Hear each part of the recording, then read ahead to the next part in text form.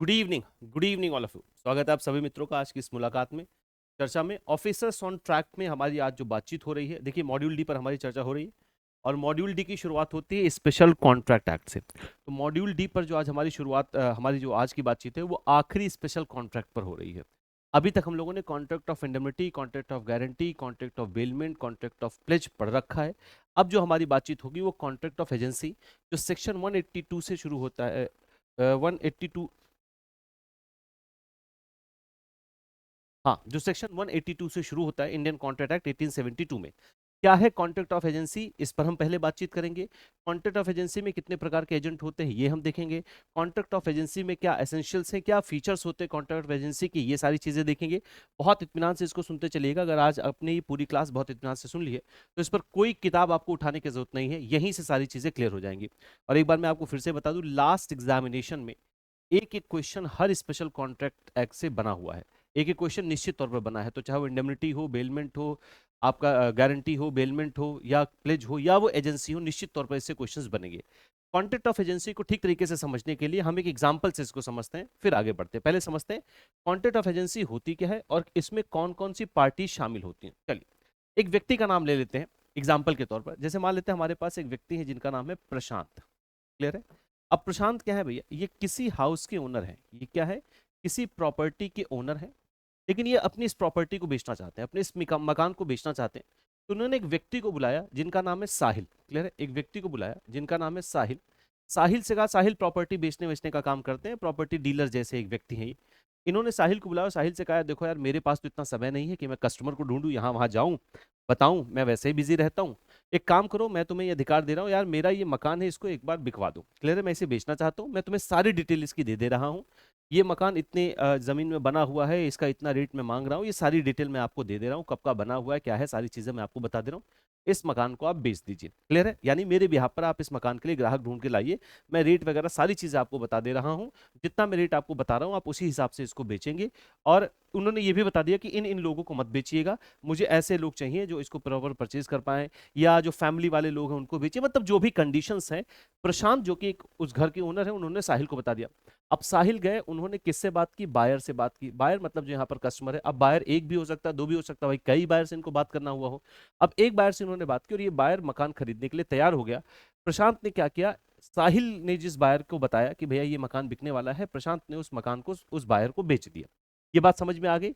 अब यहां पर जो तीन पार्टीज हैं वो क्या क्या कर रही हैं, असल में इस मकान को बेचने के लिए इन दोनों के बीच में जो कॉन्ट्रैक्ट बना है वो है कॉन्ट्रैक्ट ऑफ एजेंसी। वो क्या है भैया, कॉन्ट्रैक्ट ऑफ एजेंसी है। अब ध्यान से मेरी एक एक बात को सुनिएगा। यहां पर ये जो प्रशांत है ये बेसिकली क्या है, प्रिंसिपल है, इन्हें क्या कहा जाएगा, प्रिंसिपल। और साहिल को जो रिप्रेजेंट करे, भाई बायर के सामने साहिल को रिप्रेजेंट करने साहिल को, प्रशांत को रिप्रेजेंट करने का काम कौन कर रहा है, साहिल कर रहे हैं। बायर के सामने इनकी प्रॉपर्टी को बेचने का काम कौन कर रहा है, साहिल कर रहे हैं। बायर को और इस बायर को और प्रशांत को इंटरलिंक करने का काम, इनको जोड़ने का काम मध्यस्थ के रूप में कौन कर रहा है, साहिल कर रहे हैं। तो साहिल बेसिकली क्या कर रहे हैं, अपने प्रिंसिपल को, यानी जो कि यहाँ प्रशांत है, अपने प्रिंसिपल को किसी थर्ड पार्टी के सामने, थर्ड पार्टी यहाँ पर कौन है, बायर है, किसी थर्ड पार्टी के सामने रिप्रेजेंट करने का काम कर रहे हैं। ये क्या कहलाएंगे यहां पर, एजेंट। ये क्या कहलाएंगे, एजेंट। और इन दोनों के बीच में जो कॉन्ट्रैक्ट हुआ है वो क्या कहलाता है, कॉन्ट्रैक्ट ऑफ एजेंसी। क्लियर होगी इतनी बात। तो अब क्या होता है contract of agency, contract of agency का मतलब होता है जहां पर एजेंट अपने प्रिंसिपल को रिप्रेजेंट करता है। क्लियर है। अब यहां पर एजेंट कौन सा व्यक्ति है, एजेंट वो व्यक्ति होता है जो किसी थर्ड पार्टी के सामने, जो किसी थर्ड पर्सन के समक्ष अपने प्रिंसिपल को प्रेजेंट करने का काम करता है, अपने प्रिंसिपल को रिप्रेजेंट करता है। वह व्यक्ति कौन कहलाता है, एजेंट। और जो व्यक्ति यहां पर प्रेजेंट किया जा रहा है वो क्या कहलाता है, प्रिंसिपल। क्या ये बात समझ में आ गई। जैसे सबसे अच्छा एग्जांपल मैं आपको कॉन्ट्रैक्ट ऑफ एजेंसी का बता दूं, इंश्योरेंस। सबसे अच्छा एग्जांपल किसका है, इंश्योरेंस का। इंश्योरेंस का एग्जांपल कैसे, जैसे मान लेते हैं कि मैं एक बीमा खरीदना चाहता हूं। मैं क्या है, मैं एक बीमा परचेज करना चाहता हूं। क्लियर है। अब इंश्योरेंस मान लेते हैं, इंश्योरेंस कंपनी कौन सी है, एलआईसी। अब एलआईसी खुद तो अपना बीमा आपको बेचने नहीं आएगी। एलआईसी ने क्या कर रखा है, अपने लिए एक एजेंट रखा है। एजेंट क्या करता है, एलआईसी को रिप्रेजेंट करेगा मेरे सामने कि भैया ये एलआईसी का बीमा है, मैं इसका एजेंट हूं, मैं आपको ये बीमा बेचना चाहता हूं, इस बीमा में ये सारी सारी सुविधाएं आपको मिलने वाली हैं। तो यहां पर जो एलआईसी है वो किसके थ्रू रिप्रेजेंट की जा रही है, अपने एजेंट के थ्रू, किसके सामने, किसी भी थर्ड पार्टी के समय। तो सबसे अच्छा एग्जांपल यहां पर क्या हो गया भैया, एलआईसी इस एग्जांपल में क्या हो गई, प्रिंसिपल हो गई। और एजेंट जो LIC का एजेंट है वो एजेंट ही यहां पर कहलाएगा। मैं इस केस में क्या हो गया, थर्ड पार्टी हो गया। क्या ये बात एकदम से क्लियर हो गई?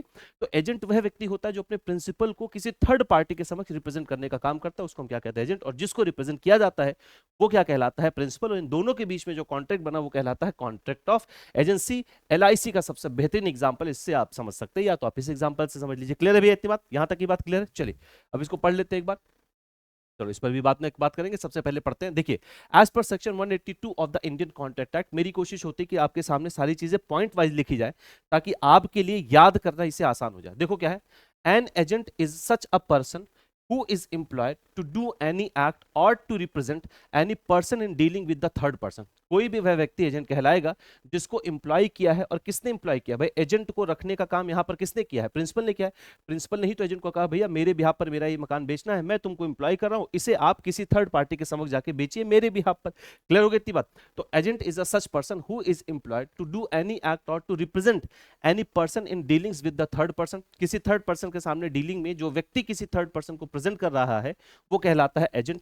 And the principal is person who is represented. और प्रिंसिपल कौन होगा, प्रिंसिपल वह व्यक्ति होगा जिसको रिप्रेजेंट किया जा रहा है। कौन रिप्रेजेंट कर रहा है, एजेंट रिप्रेजेंट कर रहा है। The principal can authorise an agent to act on his behalf either expressly और इम्प्लाइडली। प्रिंसिपल वह व्यक्ति होता है जो एजेंट को ऑथोराइज करता है कि तुम मेरे बिहाफ पर काम करो। जैसे प्रशांत ने साहिल को ऑथोराइज किया कि आप मेरे बिहाफ पर काम करिए, आप मुझे वहां रिप्रेजेंट करिए। ये एक्सप्रेसली भी हो सकता है, इंप्लाइडली भी हो सकता है। एक्सप्रेसली का मतलब क्या है कि वो रिटन या ओरल एग्रीमेंट भी कर सकता है। एक्सप्रेसली का मतलब है एग्रीमेंट चाहे रिटन हुआ हो चाहे ओरल हुआ हो। इंप्लाइडली का मतलब है ना तो रिटन है ना तो ओरल है, ये व्यवहारिक रूप से माना जा रहा है। क्लियर है? ये क्या माना जा रहा है, व्यवहारिक रूप से माना जा रहा है कि आप मुझे वहां पर क्या कर रहे हो, रिप्रेजेंट कर रहे हो। An agent is simply a connecting link between his principal and the third person. तो एजेंट क्या हो गया बेटा, एजेंट क्या हो गया बाबू, एजेंट हो गया कनेक्टिंग लिंक जो मीडिएटर का काम कर रहा है थर्ड पर्सन और अपने प्रिंसिपल के बीच में। तो क्या हो गया एजेंट, एजेंट हो गया बाबू एक connecting link. The owner act as principal, यहां पर ओनर किस रूप में काम कर रहा है, प्रिंसिपल के रूप में काम कर रहा है। और जिस व्यक्ति को उस प्रिंसिपल ने हायर किया है उसको रिप्रेजेंट करने के लिए वो व्यक्ति यहां पर क्या कहलाएगा, एजेंट। और इन दोनों के मध्य जो कॉन्ट्रैक्ट हुआ है उसे ही हम कहते हैं कॉन्ट्रैक्ट ऑफ एजेंसी। ये आखिरी स्पेशल कॉन्ट्रैक्ट है इंडियन कॉन्ट्रैक्ट एक्ट के अंदर। क्लियर हो गई इतनी बात? चलिए अब आगे देखते हैं कैरेक्टरिस्टिक्स क्या होता है कॉन्ट्रैक्ट ऑफ एजेंसी का। एक एक करके इन सारे कैरेक्टरिस्टिक्स को बहुत ध्यान से सुनिएगा क्योंकि सवाल यहां से भी बन सकता है। चलो देखते हैं। सबसे पहली कैरेक्टरिस्टिक क्या है भैया, दो व्यक्ति यहां पर है हमारे पास। एक तो है हमारे पास प्रिंसिपल, ठीक है, एक हमारे पास प्रिंसिपल और दूसरा है हमारे पास एजेंट। पहले इन दोनों की कैपेसिटी देख लेते हैं।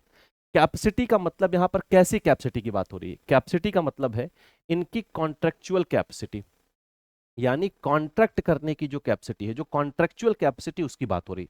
तो सबसे पहले आप ये जान लीजिएगा, कॉन्ट्रैक्ट ऑफ एजेंसी में प्रिंसिपल का कैपेसिटी ऑफ कॉन्ट्रैक्ट में होना जरूरी है। प्रिंसिपल का एलिजिबल टू कॉन्ट्रैक्ट होना जरूरी है। प्रिंसिपल का कॉन्ट्रैक्ट करने के लिए एलिजिबल होना जरूरी है। और कैपेसिटी ऑफ कॉन्ट्रैक्ट या एलिजिबिलिटी ऑफ कॉन्ट्रैक्ट का मतलब क्या होता है, मतलब ये होता है कि माइनर प्रिंसिपल नहीं बन सकता है, यानी प्रिंसिपल का मेजोरिटी एज में होना जरूरी है। देखिए इंडियन कॉन्ट्रैक्ट एक्ट में अगर आपने बिल्कुल पहली वाली क्लास मॉड्यूल डी की पढ़ी होगी तो उसमें मैंने आपको विधिवत बताया था कि कैपेसिटी ऑफ कॉन्ट्रैक्ट क्या होता है। कॉन्ट्रैक्ट में आने के लिए कैपेसिटी का मतलब क्या है, कैपेसिटी का मतलब है तीन चीजें। पहला, जो व्यक्ति कॉन्ट्रैक्ट कर रहा है उसे कम से कम 18 वर्ष का होना चाहिए, यानी माइनर कॉन्ट्रैक्ट नहीं कर सकता है। दूसरा, वो साउंड माइंड कंडीशन में होना चाहिए। साउंड माइंड कंडीशन का मतलब है कि जिस समय वो कॉन्ट्रैक्ट हो रहा है उस समय वो उस कॉन्ट्रैक्ट की टर्म्स एंड कंडीशन को समझने के लिए सही मानसिक दशा में हो, और उस टर्म्स एंड कंडीशन है उस कॉन्ट्रैक्ट का उस पर क्या असर पड़ेगा इसका रैशनल डिसीजन लेने की कंडीशन में हो, तो साउंड माइंड कंडीशन में होना चाहिए। तीसरा, उसे किसी कोर्ट या फोरम ने कॉन्ट्रैक्ट करने से या किसी कॉन्ट्रैक्ट में एंटर करने से मना ना किया हो, रिस्ट्रिक्ट ना किया हो। अगर ये तीनों चीजें किसी व्यक्ति में है तो ही वो कैपेसिटी टू कॉन्ट्रैक्ट माना जाएगा। तो प्रिंसिपल का कॉन्ट्रैक्चुअल कैपेसिटी में होना जरूरी है, यानी माइनर कॉन्ट्रैक्ट ऑफ एजेंसी में प्रिंसिपल नहीं बन सकता है। क्लियर हो गई इतनी बात? तो माइनर, क्योंकि देखो भैया प्रिंसिपल ही सारी रिस्पॉन्सिबिलिटी लेता है। जैसे अगर मैं इस एग्जाम्पल की बात करूं, इस एग्जाम्पल की बात करूं, अगर एजेंट ने प्रिंसिपल के बताए अनुसार सारा काम किया है और कल को इस बायर को उस मकान में कोई दिक्कत आती है या कोई बात झूठ निकलती है तो उसकी जिम्मेदारी किसकी होगी, प्रिंसिपल की होगी। एजेंट की नहीं होगी, क्योंकि एजेंट ने तो खाली रिप्रेजेंट किया है, मालिक उस मकान का कौन था, प्रिंसिपल था। क्लियर रहती बात। तो प्रिंसिपल को चूंकि लाइबिलिटी लेनी होती है, इसलिए प्रिंसिपल मेजोरिटी एज में होना जरूरी है। कॉन्ट्रैक्ट ऑफ एजेंसी में माइनर प्रिंसिपल नहीं बन सकता है। तो the capacity of the principal section 183 कहता है कि प्रिंसिपल का कैपेसिटी ऑफ कॉन्ट्रैक्ट होना जरूरी है, यानी उसका मेजोरिटी एज में होना जरूरी है, उसका साउंड माइंड कंडीशन में होना जरूरी है, और किसी कोर्ट लॉ फोरम ने उसको रिस्ट्रिक्ट ना किया हो। ये तो बात होगी प्रिंसिपल की, यानी माइनर प्रिंसिपल नहीं बन सकता है।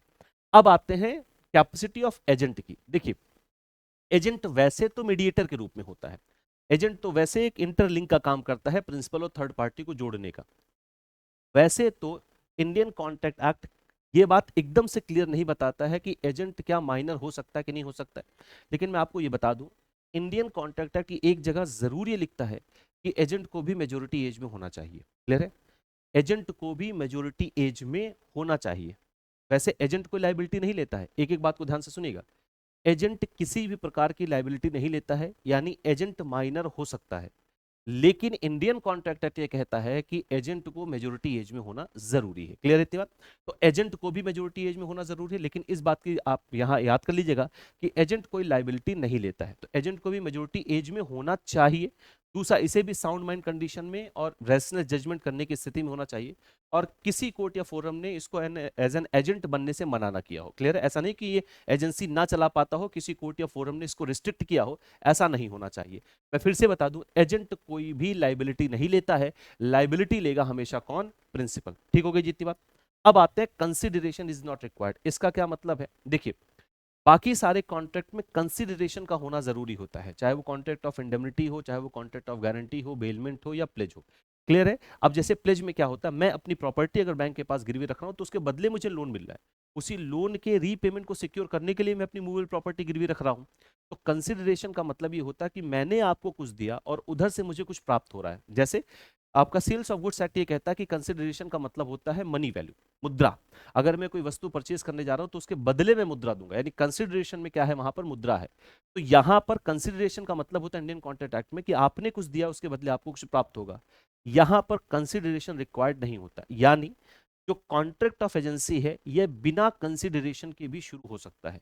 कॉन्ट्रैक्ट ऑफ एजेंसी में प्रिंसिपल और जो एजेंट है उसके बीच में कॉन्ट्रैक्ट एक्सप्रेसली भी हो सकता है, यानी रिटन कंटेंट कॉन्ट्रैक्ट भी हो सकता है, ओरल कॉन्ट्रैक्ट भी हो सकता है, साथ ही साथ इंप्लाइड कॉन्ट्रैक्ट भी हो सकता है। इंप्लाइड कॉन्ट्रैक्ट का ये मतलब है कि व्यवहारिक रूप से भी कॉन्ट्रैक्ट हो सकता है, चाहे कहीं लिखा हो या ना लिखा हो, ऐसा जरूरी नहीं कि रिटन कॉन्ट्रैक्ट ही होना जरूरी है। और दूसरा, कॉन्ट्रैक्ट ऑफ एजेंसी में कोई भी कंसिडरेशन रिक्वायर्ड नहीं, ऐसा जरूरी नहीं कि कंसिडरेशन होगा तो ही कॉन्ट्रैक्ट ऑफ एजेंसी बनेगी, बिना कंसिडरेशन के भी कॉन्ट्रैक्ट ऑफ एजेंसी बन सकती है। चौथा और सबसे इंपॉर्टेंट है लीगल बाइंडिंग। लीगल बाइंडिंग का मतलब क्या होता है, देखो भैया, एजेंट ने जो कुछ भी किया है वो किसके कहने पर किया है, अपने प्रिंसिपल के कहने पर किया है। लाइबिलिटी किसकी है, प्रिंसिपल की है। तो एजेंट यदि वैसा काम कर रहा है जैसा प्रिंसिपल ने कहा था, प्रिंसिपल ने जिस तरीके से उस बिजनेस को परफॉर्म करने के लिए कहा था, एजेंट ने बिल्कुल वैसा ही परफॉर्म किया है, तो प्रिंसिपल एजेंट के सारे एक्ट पर लीगली बाइंड होगा। क्लियर हो गया, यानी प्रिंसिपल एजेंट के उस सारे एक्ट की लाइबिलिटी लेगा। प्रिंसिपल को लाइबिलिटी लेनी होती, इसीलिए यहां पर प्रिंसिपल का मेजोरिटी एज में होना जरूरी है, माइनर प्रिंसिपल नहीं बन सकता है। ठीक होगी इतनी बात। तो लीगल बाइंडिंग का मतलब है अगर कॉन्ट्रैक्ट ऑफ एजेंसी में एजेंट ने बिल्कुल वैसे ही बिजनेस परफॉर्म किया है, उन्हीं टर्म्स एंड कंडीशंस के अनुसार काम किया है जैसा कि प्रिंसिपल ने कहा था, तो प्रिंसिपल एजेंट के द्वारा किए गए सारे एक्ट पर लीगली बाइंड होगा। लीगली बाइंड होने का मतलब है कि प्रिंसिपल लीगली बाइंडिंग होगा, यानी कोर्ट में अगर आप जाएंगे तो प्रिंसिपल उसके लिए लाइबल ठहराया जाएगा, प्रिंसिपल अपने आप को लाइबल मानेगा, क्योंकि एजेंट ने बिल्कुल वैसे ही कहा था जैसा प्रिंसिपल ने किया, जैसे प्रिंसिपल ने कहा था उसे ही एजेंट ने किया। हाँ, अगर एजेंट कुछ ऐसा करता है जो कि ना उस टर्म्स एंड कंडीशंस में ना ही प्रिंसिपल के द्वारा बताया गया था, तो उस काम के लिए प्रिंसिपल मना कर सकता है, भैया मैं इसकी लाइबिलिटी नहीं लेता हूं। क्लियर है, क्योंकि मैंने ऐसा बिल्कुल भी एजेंट से नहीं कहा था, उसने ये अपने विवेक के अनुसार किया है, या उसने जो टर्म्स एंड कंडीशंस है उनसे बाहर जाके काम किया है, तो उस केस में प्रिंसिपल अलग हट सकता है। लेकिन अगर एजेंट ने वैसा ही किया है जैसा कि प्रिंसिपल ने उससे कहा था, उसी के अनुसार अगर एजेंट ने बिजनेस परफॉर्म किया है, तो वहां पर जो प्रिंसिपल है वो एजेंट के सारे एक्ट पर लीगली बाइंड होगा। ठीक है, इतनी बात क्लियर हो गई। ये चारों कैरेक्टरिस्टिक्स आप याद रखिएगा। Capacity of principal, capacity of agent. Consideration जरूरी नहीं होता, कंसिडरेशन का क्या मतलब होता है ये भी हमने डिस्कस किया। और प्रिंसिपल एजेंट के द्वारा किए गए सारे कार्यों को अगर एजेंट वैसे ही करता है तो प्रिंसिपल वहां पर लीगली क्या होगा भैया, बाइंड होगा। अब देखते हैं कोई भी एजेंसी किस तरीके से टर्मिनेट की जा सकती है, यानी जो कॉन्ट्रैक्ट ऑफ एजेंसी है वो कैसे समाप्त हो सकती है। पहला, by revocation of the agent's authority by the principal, क्योंकि प्रिंसिपल ही उस प्रॉपर्टी का मालिक है, तो प्रिंसिपल जब चाहे तब कॉन्ट्रैक्ट ऑफ एजेंसी को रिवोकेशन कर सकता है, रिवोकेट कर सकता है, यानी उसको रद्द कर सकता है। अगर प्रिंसिपल ने ही कॉन्ट्रैक्ट को रद्द कर दिया है तो कॉन्ट्रैक्ट ऑफ एजेंसी समाप्त हो जाएगी।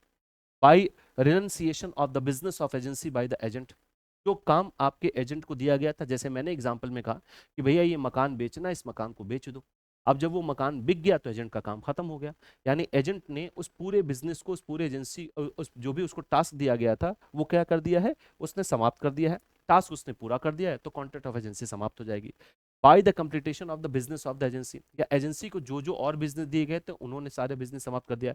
या एक और तरीका है जो है टर्मिनेशन का, जो एजेंट है अगर उसने अपना बिजनेस खुद ही समाप्त कर दिया है, यानी एजेंट अब एजेंसी का बिजनेस करता ही नहीं है, उसने ही अपना बिजनेस त्याग दिया है, तो भी आपका कॉन्ट्रैक्ट ऑफ एजेंसी समाप्त हो जाएगी। नेक्स्ट है, by the death of the principal और द एजेंट और when they become unsound mind, अगर प्रिंसिपल की डेथ हो गई है तो भी कॉन्ट्रैक्ट ऑफ एजेंसी समाप्त हो जाएगा, एजेंट की डेथ हो गई है तो भी कॉन्ट्रैक्ट ऑफ एजेंसी समाप्त हो जाएगा, या दोनों में से कोई भी अनसाउंड माइंड हो गया है तो भी कॉन्ट्रैक्ट ऑफ एजेंसी समाप्त हो जाएगी। By insolvency of the principal, अगर प्रिंसिपल की इंसॉल्वेंसी हो गई है, प्रिंसिपल दिवालिया हो गया है, तो भी कॉन्ट्रैक्ट ऑफ एजेंसी समाप्त हो जाएगी। क्लियर है? अच्छा, अब यहां पर एजेंट के एक राइट होते हैं। देखिए एजेंट की कुछ लाइबिलिटी भी है और कुछ राइट्स भी हैं। मैं यहां पर आपको बता दूं एजेंट्स की क्या लाइबिलिटी है। एजेंट्स की लाइबिलिटी क्या है इसको समझ लेते हैं, और उसके राइट्स क्या है इसको देख लेते हैं। जुबानी ही आपको याद हो जाएगा। सबसे पहली बात तो कि एजेंट की लाइबिलिटी ये है कि जैसा प्रिंसिपल ने कहा है, जिन टर्म्स एंड कंडीशंस पर वो कॉन्ट्रैक्ट ऑफ एजेंसी साइन की गई है, वो उन्हीं टर्म्स एंड कंडीशंस पर काम करे, ये एजेंट की लाइबिलिटी है। दूसरा एजेंट की लाइबिलिटी ये है कि प्रिंसिपल के जैसे एग्जांपल के तौर पर वो मकान बेचना है, तो प्रिंसिपल के उस मकान को बेचने के लिए, यानी जो उसका प्रिंसिपल है उसने जो बिजनेस दिया उसको करने के लिए उसे अपनी पूरी स्किल का उपयोग करना चाहिए। या एजेंसी बिजनेस में जैसे मान लेते हैं कि एक ब्रोकर है, ब्रोकर अगर कोई मकान बेचने जा रहा है तो हिंदुस्तान में वही एक अकेला ब्रोकर तो है नहीं, हिंदुस्तान में सैकड़ों ब्रोकर हैं, हजारों ब्रोकर हैं, उस एरिया में सैकड़ों ब्रोकर हैं। तो आपके ब्रोकरेज वाले बिजनेस में जो स्किल का उपयोग किया जाता है, जिस स्टैंडर्ड का उपयोग किया जाता है, आपको भी वैसे ही स्टैंडर्ड का उपयोग करना चाहिए। क्लियर हो गई? अगर कॉन्ट्रैक्ट ऑफ एजेंसी के अंदर प्रिंसिपल ने आपको कुछ अलग से परफॉर्म करने के लिए कहा है तो आपको उस हिसाब से काम करना चाहिए, जैसा आपके एजेंट ने कहा आपको वैसा काम करना चाहिए। राइट्स क्या हैं आपके एजेंट के? एजेंट के राइट्स ये हैं भैया कि जैसे अगर कॉन्ट्रैक्ट ऑफ एजेंसी साइन हुई है और मैंने कहा कि अगर आप मुझे ये मकान बेच दोगे, मेरे लिए मकान अगर आप बेच दोगे तो मैं आपको इसमें इतना कमीशन दूंगा, तो अगर एजेंट को उसका कमीशन, उसका रेम्युनरेशन जो भी तय हुआ है वो नहीं मिल रहा है, तो कोई बिजनेस परफॉर्म करने से उसके पास जो भी इनकम आई है वो उसमें से अपना कमीशन रोक सकता है। जैसे मान लेते हैं कि एजेंट से कहा प्रिंसिपल ने कि देखो मेरा ये मकान है 50 लाख रुपए का, तुम इसे 50 लाख रुपए का बेच दो, मैं इस पर तुम्हें 5% का कमीशन दे दूंगा। ठीक हो गई जितनी बात? 50 लाख का 5% हो गया 2.5 लाख रुपए। अब इसने कहे अनुसार 50 लाख रुपए में बेच दिया, लेकिन इसका 2.5 लाख का जो कमीशन है वो नहीं मिल रहा है, तो प्रिंस एजेंट के पास ये अधिकार होता है कि वो अपने कमीशन का जो भी अमाउंट है वो रोक सकता है, उसके पास अधिकार है। अच्छा, एक और लाइबिलिटी है। लाइबिलिटी ये है कि एजेंट को अपने प्रिंसिपल के पास हमेशा ट्रू अकाउंट रिप्रेजेंट करना चाहिए। ट्रू अकाउंट का मतलब है कि बेचने से जो भी लाभ आया है, जो भी पैसा आया है, वो सब कुछ अपने प्रिंसिपल को ईमानदारी से सही सही बताना चाहिए, क्योंकि प्रिंसिपल का ये अधिकार है कि अगर उसे ये पता चल गया कि आप उसकी प्रॉपर्टी से कुछ और लाभ कमा रहे हो जो कि प्रिंसिपल को नहीं पता है, तो वो प्रॉफिट प्रिंसिपल आपसे मांग सकता है, वो लेने का अधिकार प्रिंसिपल का है। क्लियर है? तो ये है भैया आपके एजेंट के क्या नाम है, उसके ऑब्लिगेशंस क्या क्या है, लाइबिलिटीज क्या क्या है और उसके अधिकार क्या क्या है। प्रिंसिपल की भी लाइबिलिटीज और अधिकार पर हम लोगों ने बातचीत कर ली। तो contract of agency special contract में आखिरी स्पेशल कॉन्ट्रैक्ट है। सीक्वेंस में स्पेशल कॉन्ट्रैक्ट को आपको याद रखना है। स्पेशल कॉन्ट्रैक्ट में क्या क्या भैया? कॉन्ट्रैक्ट ऑफ इंडेमनिटी सबसे पहले, section 124 section 125 Indian contract act में सारे हैं। उसके बाद कॉन्ट्रैक्ट ऑफ गारंटी है है सेक्शन 126 से लेकर सेक्शन 147 तक। फिर आपका कॉन्ट्रैक्ट ऑफ बेलमेंट सेक्शन 148 से लेकर सेक्शन 171 तक। फिर कॉन्ट्रैक्ट ऑफ प्लेज है आपका सेक्शन 172 से लेकर सेक्शन 181 तक। फिर कॉन्ट्रैक्ट ऑफ एजेंसी शुरू हो जाता है सेक्शन 182 से। ये सारे के सारे स्पेशल कॉन्ट्रैक्ट के अंतर्गत आते हैं। मैंने सारे के सारे स्पेशल कॉन्ट्रैक्ट एक्ट पर आपसे विधिवत बातचीत कर ली। इसके अलावा कुछ भी आप और मुझसे जानना चाहते हैं, पूछना चाहते हैं, बीआरबीएल पर अगर आपका कोई सवाल है, या अगर आपका ह्यूमन रिसोर्स मैनेजमेंट एक इलेक्टिव पेपर के रूप में है, तो आप इस पर कोई भी सवाल पूछ सकते हैं। आप इस क्यूआर कोड को स्कैन करके मुझसे जुड़ सकते हैं। क्यूआर कोड स्कैन करने में कहीं कोई दिक्कत आ रही तो सिंपली आप टेलीग्राम पर जाएं, सर्च करें आशीष सर जेआईबी सीआईबी एग्जाम्स। आप इस माध्यम से भी मुझसे जुड़ सकते हैं। इनके अलावा ये सारे बैचेस हैं जो अभी आपके लिए चल रहे हैं। महापैक है, महापैक में आपको इलेक्टिव पेपर की क्लासेस फ्री ऑफ कॉस्ट मिलती है, और ये आपका इंडिविजुअल बैच है जो आपके लिए अभी रन किया जा रहा है। तो मुझे उम्मीद है सारी बात आप तक विधिवत पहुंच गई होगी। सारे स्पेशल कॉन्ट्रैक्ट हम लोगों ने पढ़ लिए हैं। इसके बाद सेल्स ऑफ गुड्स एक्ट की शुरुआत होती है। वो पहले इंडियन कॉन्ट्रैक्ट एक्ट के अंतर्गत ही आता था, लेकिन बाद में उसके लिए अधिनियम अलग से आ गया, तो वो अलग से हम उसको देखने वाले हैं। बिल्कुल सीक्वेंस में जैसे आईएबीएफ ने आपका सिलेबस दिया है, हमारी बात विधिवत वैसे ही चल रही है। तो आज के लिए इतनी ही चर्चा रखते हैं मित्रों। Best of luck.